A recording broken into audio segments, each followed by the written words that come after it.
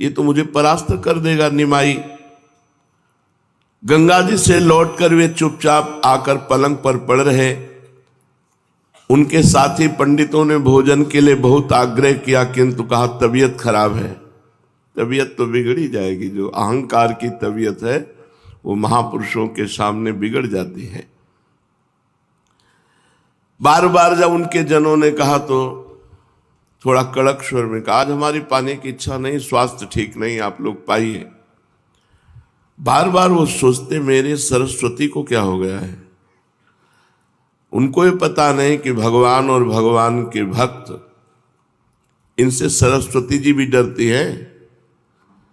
जब देवताओं ने सरस्वती जी के चरणों में माथा रखा और कहा कि भरत जी की बुद्धि को बदल दो, राम जी को मनाने चित्रकूट जा रहे हैं, तो सरस्वती जी ने कहा तुम्हारी बुद्धि खराब है। भरत जी की बुद्धि हम बदल दें, हमारी सामर्थ्य है कि भरत जी की बुद्धि बदल दें? सवाल नहीं, भरत जी की बुद्धि नहीं बदली जा सकती। क्यों? क्योंकि जिनको सरस्वती जी से बुद्धि प्राप्त हुई उनमें भरत जी स्थित है। ये मुझे क्या हो गया? बड़े बड़े दिग्विजयी विद्वान मेरे सामने बोल नहीं पाते थे, अच्छे अच्छे शास्त्री और आचार्य मेरे प्रश्नों का उत्तर देना तो अलग रहा, मेरे प्रश्न का रहस्य भी नहीं समझ पाते थे।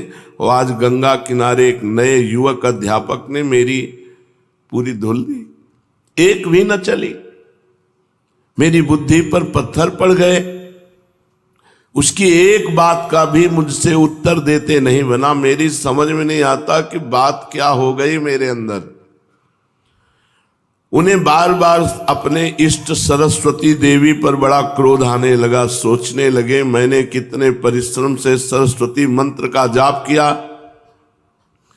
सरस्वती जी ने प्रत्यक्ष प्रकट होकर मुझे वरदान दिया कि मैं शास्त्रार्थ में सदा तुम्हारी जिह्वा पर निवास किया करूंगी, तो आज सरस्वती का वचन झूठा कैसे हो गया?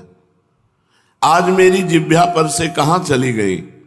इसी उदेड़ गुण में जप करते हुए तंद्रा से आई।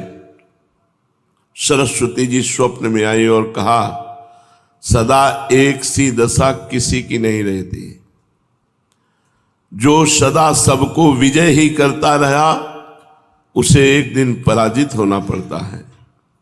तुम्हारा पराभव तुम्हारा कल्याण करेगा, ये तुम्हारी पराजय तुम्हारा कल्याण करेगी। इसे तुम्हें इस दिग्विजय का और मेरे दर्शन का फल समझना चाहिए। यदि आज तुम्हारी पराजय न होती तो तुम्हारा अभिमान और भी अधिक बढ़ता। अभिमान ही नाश का मुख्य हेतु है। तुम निमाई पंडित को साधारण पंडित ही न समझो, वे साक्षात भगवान हैं, वे नर रूपधारी श्री हरि हैं। उन्हीं की शरण में जाओ, तभी तुम्हारा कल्याण होगा और तुम इस मोह रूपी अज्ञान से मुक्त हो सकोगे। इतना सरस्वती जी ने स्वप्न में दिग्विजयी पंडित से कहा। दिग्विजयी की आंखें खुल गई, देखा कि सूर्य भगवान उदय हो चुके। ऐसा कभी नहीं हुआ। सूर्य के पहले उठकर संध्या वंदन, अर्घ्य उपस्थान आदि